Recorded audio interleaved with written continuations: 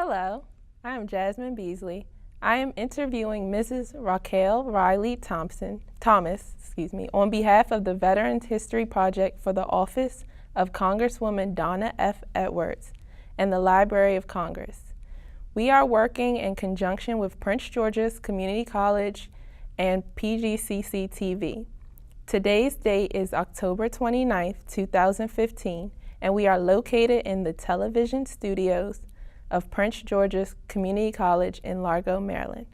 Our producer and director of the project is Zach Goldsmith. In the room, we have Brandon Williams, Dominique Thomas, and Justin Smothers. This project is being coordinated by Dr. Sherelle Williams and the Mass Communication Department of Prince George's Community College. The purpose of this interview is to gain insight into the life of United States military veterans currently residing in the state of Maryland. I've recently met Ms. Riley Thomas and hope to get her perspective and stories about her experience and her life before, during, and after military service. Let's begin. Hi, how are you today? Doing fine. Thank you so much for having me. So we're going to start by talking about your background. Okay. When and where were you born? I was actually born right here in Maryland. I was born in La Plata, Maryland. Okay. And I was actually raised in Lexington Park. Okay. Yes. Where's Lexington Park? So it's south of La Plata. It's pretty much near the Patuxent River. Okay. And my godmother raised me there, so it was a lot of fun. Oh, wow, Yeah. okay. So you were raised by your godmother and not your biological mom? Yes. So unfortunately, my mother was pretty young when she had me, and so she was humble enough to go ahead and give me to someone who she knew could take care of me. And so my godmother took me under her wing until I was 7 years old, and then I went and moved to Atlanta with my mother. Okay. Do you have any siblings? I don't have any siblings. It's just me. Okay. And before you entered the service, what were you doing? I just finished high school right before I came in. I was 17 years old when I came into the military. Oh, wow. Yes. Pretty early. What branch of the military did you serve? I am actually a former U.S. Army officer. Okay. Yes. So why did you choose that specific branch of military? Of service. Of Yeah. service. So it's really interesting because my mother was in the military. She was in the Army. My grandmother was in the Army, and my aunt was in the Army. So it kind of was one of those things where it was in my bloodline. I had to go in just to follow in their footsteps. I call them my sheroes. Okay. So did you ever live on base? I did. So before I became a captain in the Army, I actually was enlisted, and I actually had a chance to stay on base and room with other soldiers. That was truly a interesting situation because it's very tiny. You couldn't have that many.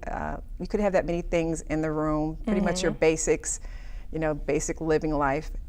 But we built a camaraderie amongst us, and we ended up, some of us ended up becoming, friends for life. So at the end of the day, it was very appreciated. Okay, that's good. And also, just because your mom went, that's what it drove you to go? Yes. So after high school, I started working, and I just kind of felt displaced, didn't really know where I wanted to go. I really didn't have a focus. And so my mother and we discussed it, and we went and talked to a recruiter. He told me all these wonderful things that could happen when I went into the military. He was a very good recruiter, and he got me truly excited. And so I ended up going in from there. And when I first went in, I was actually in the reserve from 1990 to 1992. And then I loved it so much that I went on active duty. Okay. Yes. So what happened when you departed for your training camp? Like, what was your early days like? So, funny story. I was, ready to go to basic training, and, they send you a list of all the things that you can take when you go into basic training. And so the list is pretty simple: socks, tennis shoes, simple things that you would need just for day to day. Well, I decided that I wasn't going to pay attention to the list, and I took a pair of my favorite comfortable shoes, which were some Snoopy shoes. They were really just some white slippers. They had the black little, ears and the black nose, and they were so comfortable, and I really loved these particular slippers. So fast forward to us being on that bus on the way to basic training, and we get to the Fort Dix, New Jersey. This is back in 1990. It's cold, I'm nervous, I'm 17 years old, and I still got my Snoopy slippers at the bottom of my bag, so I know that I'm gonna be comfortable. I get off the bus, and all of a sudden the drill sergeants just start yelling and screaming at us, and they just basically just terrorized us for a good 15 to 20 minutes. And we got off, and somewhere during that pastime, they said, take everything out of your bags. Drop everything right now on the ground, and just empty out your bags. So I was so nervous, just so full of excitement, but at the same time being nervous because they're screaming at us. You don't know who they're talking to. You don't know if they're talking to the person to your right, to your left. So I dumped out everything. Now remember, my shoes were at the bottom. So when I dumped everything out, that was the last thing that came out. Right. So they're sitting on the top of my pile, and this drill sergeant, she comes running over and she picks them up. She was like, what is this? I cannot believe that you are bringing some, what are these? Is this Snoopy that you have in your bag? And so I'm thinking, yes, ma'am. She's like, why are you looking at me? I was like, I'm not looking at you. She's like, oh, so you don't think I'm pretty? I mean, she just terrorized me. And so she yells at me and she's like, you will not see these until after basic training. Matter of fact, you'll never see them again. And do you know, to this day, I never got my Snoopy slippers back, and I am upset about that. So if you find that drill sergeant, if she sees this video, I want her to bring me back my Snoopy slippers. That's funny. Yes. Do you remember any of your instructors or? I don't remember their names, but I did have a few of them that really inspired me. I was pretty good at running. I did track when I was actually in high school, and so we had this one particular drill sergeant. He would literally, not that I condone smoking, but he would smoke a cigarette, run a 4 minute 1 mile, and then come back and smoke another cigarette while the rest of us were sitting up there still running and huffing and puffing. And I think it was a little bit more of an inspiration to me, because I realized that I could actually run faster than what I was doing. And so I ended up breaking a few records at basic training. Oh, wow. That was the positive in regards to the actual running, but the negative was I couldn't do push-ups. So in our basic training, when we had to have our fitness test, I maxed out the run and failed the push-ups. Do you know how many drill sergeants found out about this? And every time they saw me, they just made me drop for push-ups the whole time I was at basic training. So by the time I was done, I could do a lot of push-ups. Yeah, I was about to say, yes, you must have been really strong. I was pretty bulk. So did running track help prepare you for, do you feel you were in shape before going there? Yes, I definitely agree. Leg-wise, not upper body. I didn't train on upper body, but running track. And then what I did also before I went in, I just felt it was the need to just go running around the neighborhood and just, get myself acclimated to, having to run those 2-mile runs. Again, I knew that we were going to have fitness tests, and so I wanted to make sure that I was in shape. Okay, so you were preparing I was beforehand. preparing myself beforehand, okay, yes. Good. How did you adapt to military life? It was tough. It was tough. You mean like in basic training and so forth? Yes, with the food and social life and everything. So we didn't get to eat. When I say that, I think even now I still eat too fast, because you literally had maybe 3 to 5 minutes to eat in basic training. It was just that they were basically like, the drill sergeants would say, okay, so right now, we need you to eat, swallow later. So we would go into the mess hall, we would eat, and literally swallow later. We always had training. It was like a continuous cycle of just training and training our minds. And the one thing I appreciate about the military life is that, when you first get to basic training, you're nervous. Like I said, you're scared. Some of those people might have come there with an ego. They strip you of all haughtiness that you might have had when you walk in a door. They break you down to the point where you're crying. A lot of the girls were crying, or they were just unhappy and so forth. And so at one point, maybe about 2 or 3 weeks in, you really don't want to be there. And then what happens over a period of time, they rebuild you back up, and they teach you how to be humble and how to be a leader. So when I left basic training, I had more of a mindset of being a servant leader versus being haughty and making it be about me. It was more about making sure that my team members on my left and on my right were always taken care of. So they taught you how to be a team player. They taught you how to be humble. They taught you how to be a leader, and I will always appreciate that about them.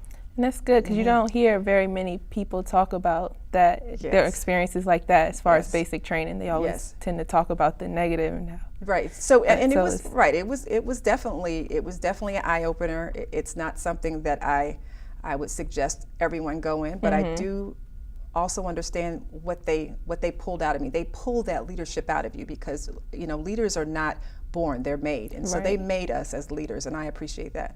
Yes. So let's talk about later on.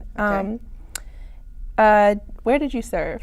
So I served in several places. When I was enlisted, I served at Fort Eustis. Of course, I served at Fort Dix for basic training. I also served at Fort Ben Harrison, Indiana. At that time, we actually went there for what you call our AIT, our Advanced Individual Training.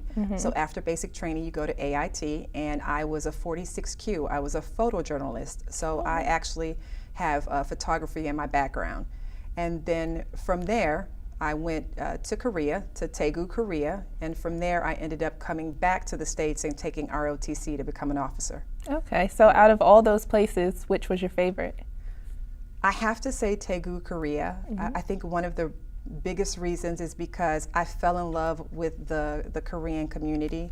They were very kind, a lot, especially the older generations. They were very kind to us GIs, and I can remember one particular woman there. I know it's about our memories, but I can remember one particular older woman who was there. She basically took me under her arm as her daughter. She lived right outside of our base, which was Camp Walker in Daegu, and she just took me under her wing. She always fed me every day. I was always going there eating bulgogi and rice and noodles, and she'd always say, "Ooh, GI, you're not thick enough. You're too thin. You're too thin." And so she used to always get me to eat and eat and eat. And so almost every day that I was in Korea, I was eating bulgogi and rice. And so I have a special place in my heart for the Korean community.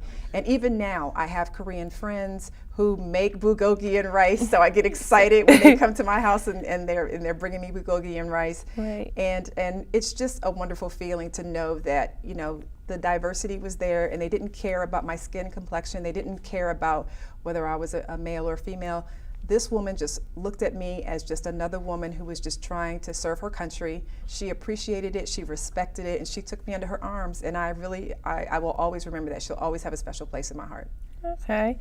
Was it a culture shock coming from the U.S. Oh, there? yes, it was a real culture shock. So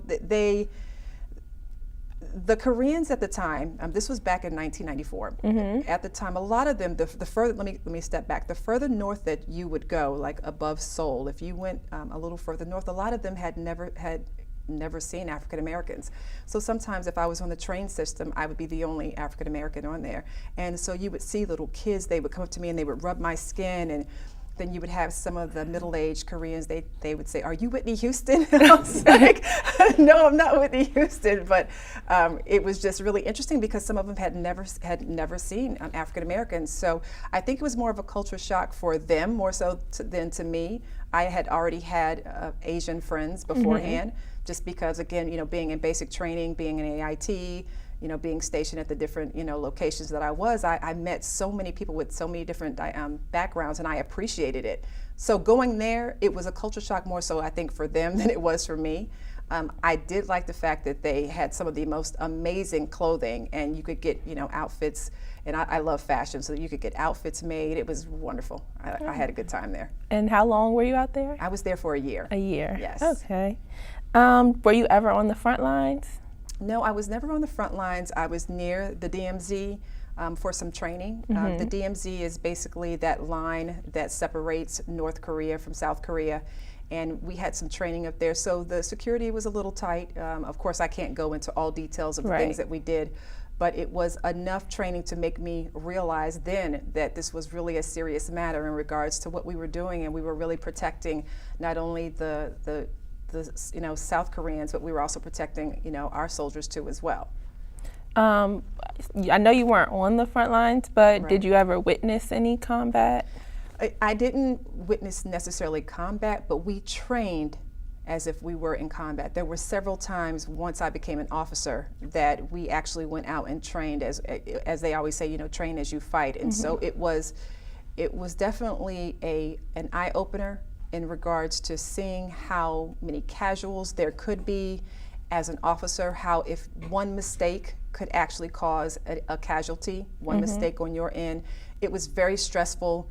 No sleep on these training exercises. They truly tried to set these training exercises up as if you were at war, and it just really took a lot out of you as a person, and it really brought out that leadership that was within you and that they taught you, so many years ago. They really truly taught you exactly what you need to do, how to, stay calm under pressure, how to make sure you make, the right decisions, how to make sure that you never leave a man behind. I even use that to this day. I mean, even with my daughters, I make sure I tell them, even when they're getting out the car, I know it sounds crazy, but if they get out the car and one runs into the house, I always say, never leave a man behind. So I always encourage others to always just make sure that whoever you're with, always have a buddy system.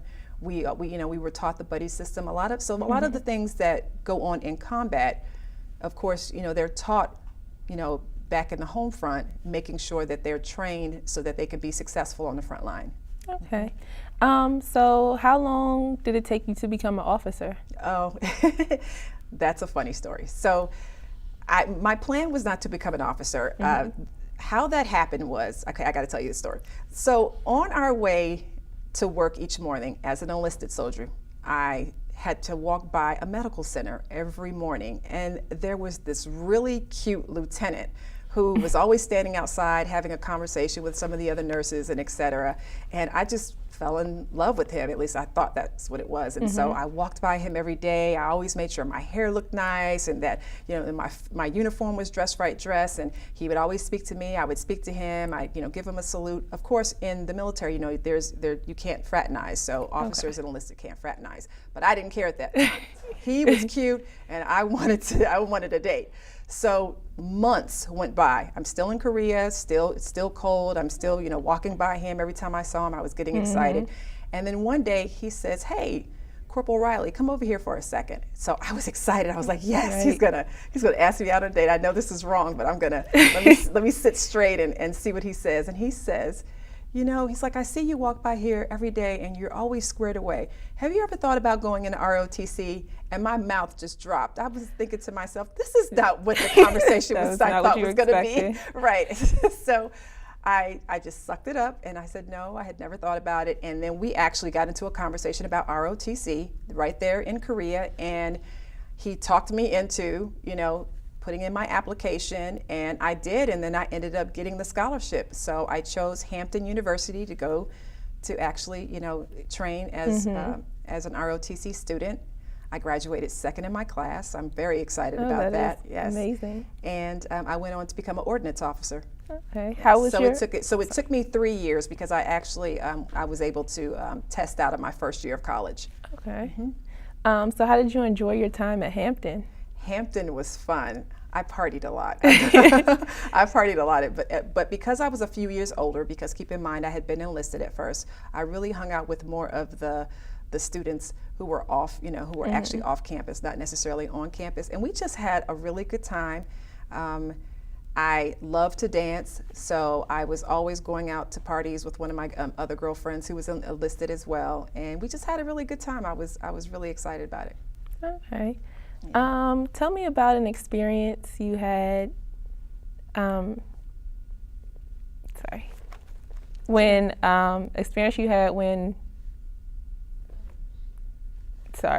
I have that wrong, but how long were you at Hampton? I was at Hampton for 3 years. For 3 years. Yes, and then I went on after becoming commissioned as an ordnance officer. I actually went on and went to study at Aberdeen, Maryland, and that's where I went to my officer course. And then after that, I was stationed at Fort Benning, and that's actually where I met my husband. Oh, wow. Yes. And when was that? How long ago was that? So that was back in 1990. So that from 95 to 98 was when I was at Hampton, and in 98 to 2002 is when I was at Fort Benning. Okay, and where's Fort Benning located? Georgia. Georgia. Sorry, Fort Benning, Georgia, yes. And wow, so you've just been all over I the really country have. and I really world. And how did you stay in touch with your family? So a lot of times I would just come back and travel to go and see them. I was really a road warrior. I loved to just come and I loved to just get on the road. And I had a convertible at the time when I was at Hampton University, and of course I had bought that before I even got there. So a lot of the students were oohing and ahhing because they thought that was really cool. But truth be told, I had already been in the military, so I had a few dollars already saved up. Right. So I would get in my convertible and drop the top and just ride down to Atlanta to go see my family, or to Maryland to come and see my godmother. So it was exciting. I used to sometimes I would have my girlfriends come with me. We had a good time. And what about when you were in Korea? Like, was it hard to stay in touch with them then? We did a lot of writing back then instead of, and maybe phone calls every now and then. Unfortunately, we didn't have the internet as we do today, and we weren't able to Skype and so forth. So I didn't necessarily not stay in touch, but I didn't get to talk to them as much. And the person who I did talk to the most was my godmother and my grandmother. Okay. Yes. And they helped keep you grounded and... Right, well, they helped keep me grounded. I think it was just, I wasn't lonely in Korea as maybe perhaps some people were, and I think because I was always one to just figure out something fun to do. I remember when I first got to Korea, the first day in the NCO club, they had these slot machines, and I put $1.50 in and won $250. I was sold. Back then, $250 was a lot, to a young GI. So I went and started gambling in Korea, so I had a good time there. Okay. And then, again, just hanging out with some of my comrades. Okay. And was it hard adjusting back to life here when you left Korea? No, not much, because when I came back, I went straight to ROTC. So some of the students who were there actually were also enlisted before, and then they also went ROTC. So it kind of helped that we all had, well, not all, but some of us had a few things in common, to include that, that before Hampton University time frame. Have you remained in contact with any of your fellow veterans? Some of them I have, yes. And the one thing I do love about Facebook is that you can find each other on there. Just recently, there was a comrade that I had who was stationed in Daegu with me, and she reached out to me, and we've been talking ever since. Oh, good. And you keep in touch with some of your friends from basic training as well? No, not basic training. I think I was just too traumatized from basic training. I really don't remember too much from basic training in regards to names. I mean, if I saw them today, I would know who they were, but names, no. Okay. Are you a member of any veterans organizations? I work with several veterans organizations. I work with Vet Sports. I also work with the Luke's Wings, and sometimes I volunteer with different veteran organizations, the Military Officers Organization too as well. So I try to make sure that I keep my hand somewhere in volunteering for our veterans. We have to take care of our own. Right. Yes. And I see you have 2 sashes. Yes. Do you want to tell me about your pageant? Yes. So after I got out of the military back in 2002, I was actually picked up by Elite Modeling Agency and Ford Modeling Agency as a commercial model. I was completely shocked because I actually thought that I was going to end up being a photographer for them, and the tables were turned on me, and they asked me to be a model. So throughout the time frame of being a model, there was a point back in 2009, when my daughter, at the time she was 3 or 4, she asked me a question while I was doing laundry. And she said, "Mommy, how come there aren't any princesses that look like me?" She was watching Disney. And so I couldn't answer the question. I kind of gave her some line, I don't even remember what it was, but I gave her something that was, don't worry about it, baby, it's okay.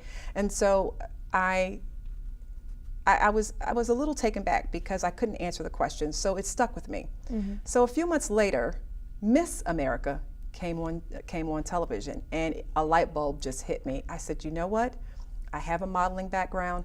I'm going to go ahead and go and try out for Miss America. So I was ready. I get on the internet, I start looking up Miss America. Come to find out, I had aged out, which means that I was older than the age that they would accept. Okay, and then they said you couldn't be married. Well, I was married. I had been married since 2006. Right. You couldn't have children. Well, I had just had an 8-month-old baby, and my baby was 8 months old, and then I also had a young daughter who was 3.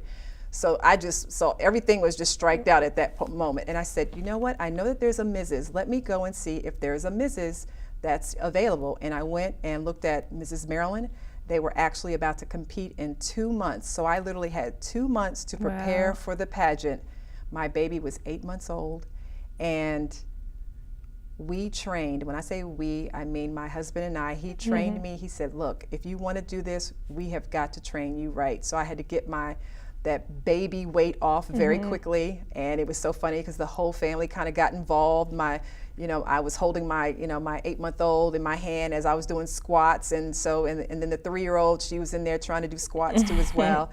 And we, did several fitness videos, and I was running, and I really took time and effort. I really actually went back to my basic training mode and focused on really wanting to win this pageant. And so it comes around. Mrs. Maryland comes around, and I'm up there on stage with other women, and they say, most photogenic, and they called my name, and I go, wow, that's great. So that's probably all I'm going to get. So then one of the next categories was fitness. I was like, oh, I'm not going to get this because I know, I have a baby. I'm not going to get this. And I won, and I was so excited because that really just let me know that a lot of that military training really did, transfer, if you will, over into my pageant days, because I had been training so long in the military that it kind of didn't go away even after I had children. That physical stamina was still there. So after I won Mrs. Maryland, I went on to Mrs. America, which is when you go and compete against all the rest of the states, and I ended up winning the first runner-up. Wow. So I was really excited. I understand that I lost by 1 point. So I was really excited. About a few months later, after I won, I was asked, did I want to buy DC? So just to explain it to you, each state is owned by a separate owner. And so the owners of Mrs. America asked if I wanted to buy DC, and I said yes. So now I am the director for Mrs. DC America. Congratulations. Thank you so much. How long have you been doing that? So that was since 2011. Since 2011. 2011. Okay. So yes. Was your daughter inspiration for entering the pageant? She was my biggest inspiration. I would not be sitting here right now with a sash on if it wasn't for her. If she had never asked me that question, I would have never thought about it. And I just told her, during the time when I was competing, and I said, if I win Mrs. Maryland, I'm going to give you this crown. So that night, after I won and we get back to the hotel, she says, Mommy, you said you're going to give me the crown. So I had to hand over my crown. She did not forget. So I had to give her the crown for the night. So it was pretty cool. I took photos of her and everything with it. It was crazy. And that's good that you guys made it a family thing. Yes, we did. 2 months is not a long time. It is not. And my husband is a former football player. He actually went to West Point and he played for the Army.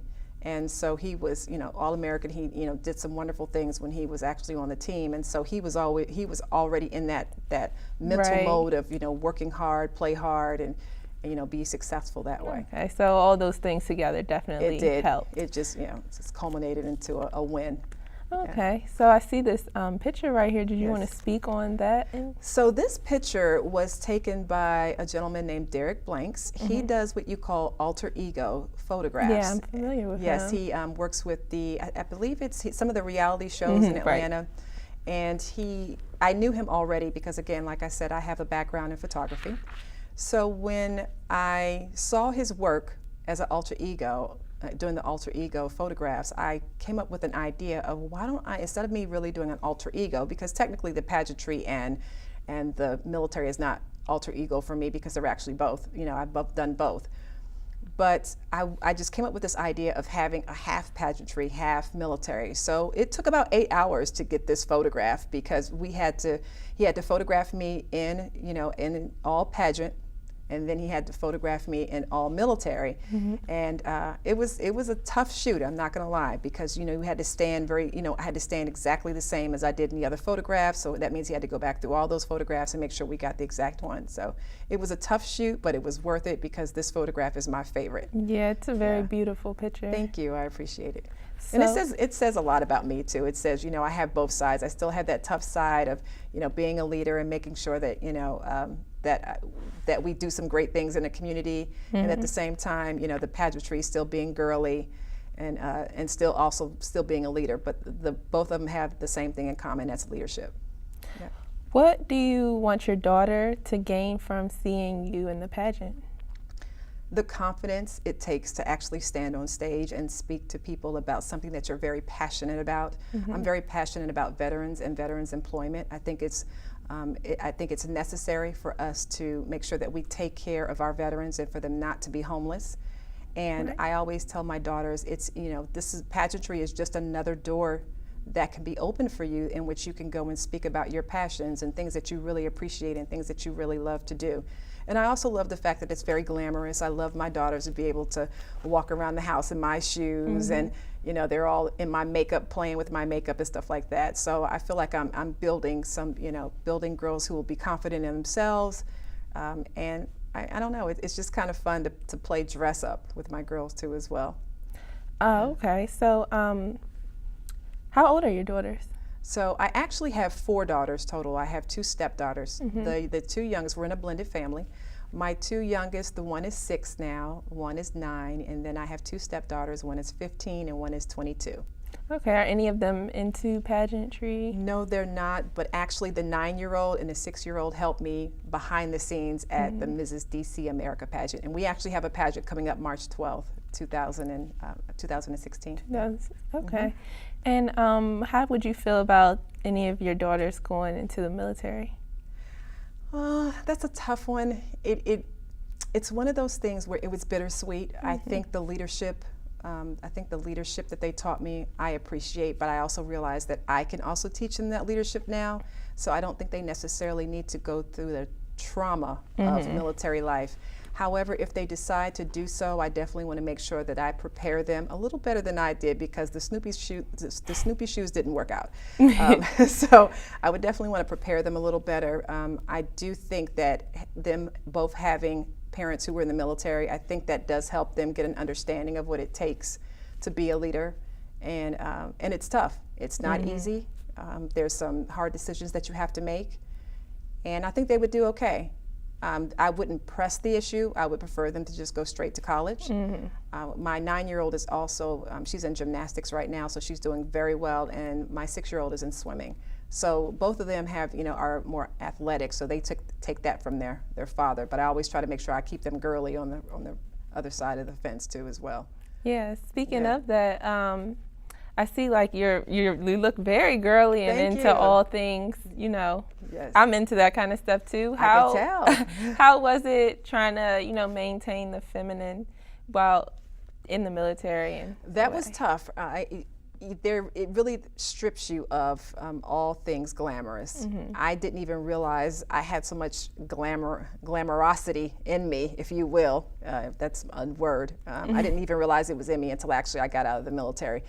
But I always wanted to look feminine. Unfortunately, in our BDUs, our battle gear, you just couldn't do that. I do remember one time I came in when I was an officer. I decided to get some lashes done, get my lashes done, and my commander, he was like, "What did you do to your eyes? Whatever it is, take it off."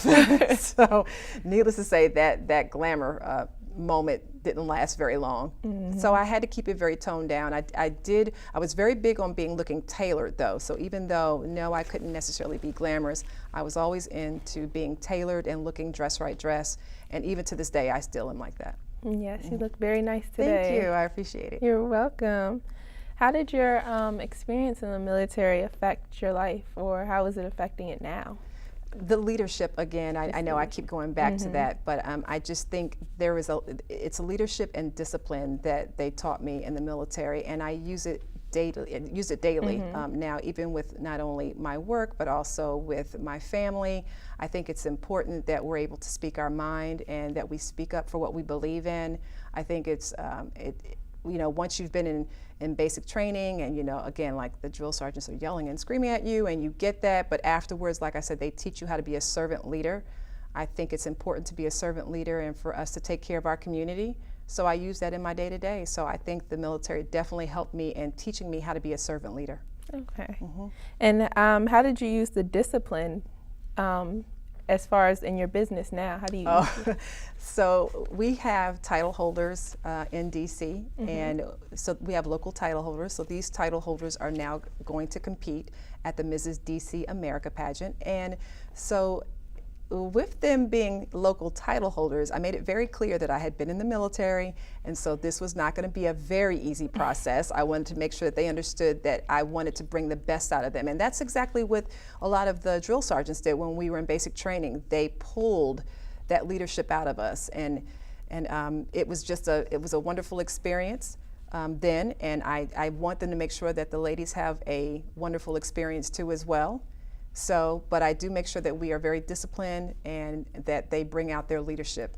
Oh, okay. That's good because, I mean, we need more leaders and more people to stand up. Yes. And when did you say your next pageant would be? March 12, 2016. Okay. Yes.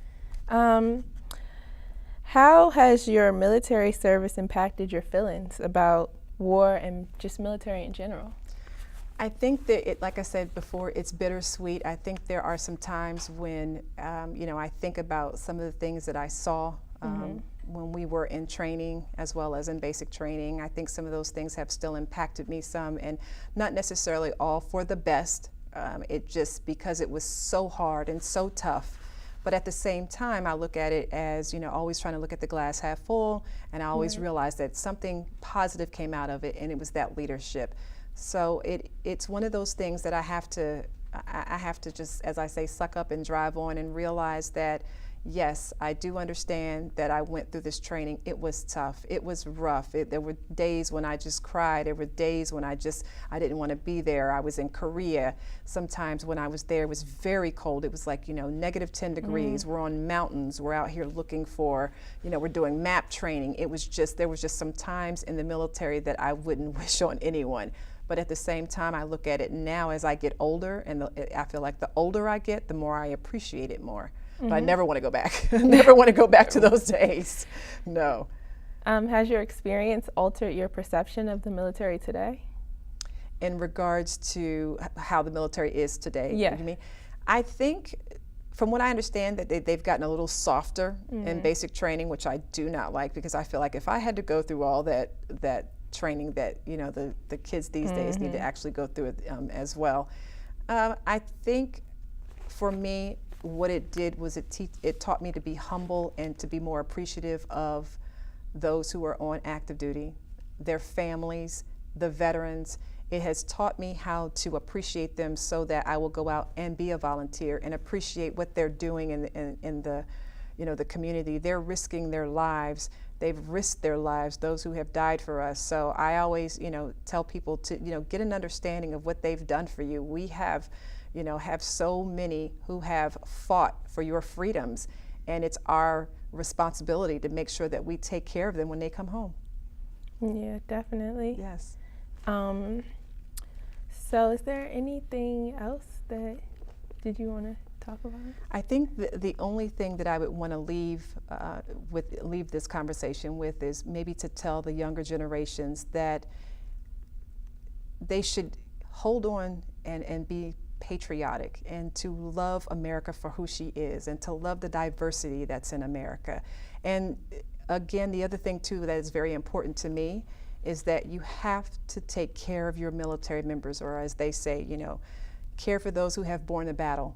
So care for those active duty members, those family members, those members who have lost their lives. Take care of their families, because at the end of the day, like I said, they sacrificed time and energy and a lot of times their lives for us and for our freedoms. So take the time to go out and volunteer. That's the challenge that I give to the new generations. Volunteer, take care of your military, because at the end of the day, they have been taking care of you long before you were even born. So always take care of your military. And I have one last question. Do you Yes. think that without the military, you would be where you are today? I don't think so. I think that maybe my path would have been much different. I don't necessarily think that the leadership might have been as strong as it is now. I do think the military grounded me again in being a servant leader, but also getting an understanding of what it takes to be a leader, how to be disciplined so that you can be a leader. And at the end of the day, I mean, I will always appreciate what the military did for me. I will. Thank you for joining us. Thank you so much for having me. I appreciate it. Thank you. This has been a Veterans History Project interview for 2015. I would like to thank the offices of Donna F. Edwards, Prince George's Community College, and the Communication Department, PGCC TV, and especially Mrs. Raquel Riley Thomas. Thank you. Thank you again for coming. Thank you so much for having me. I appreciate it. No problem.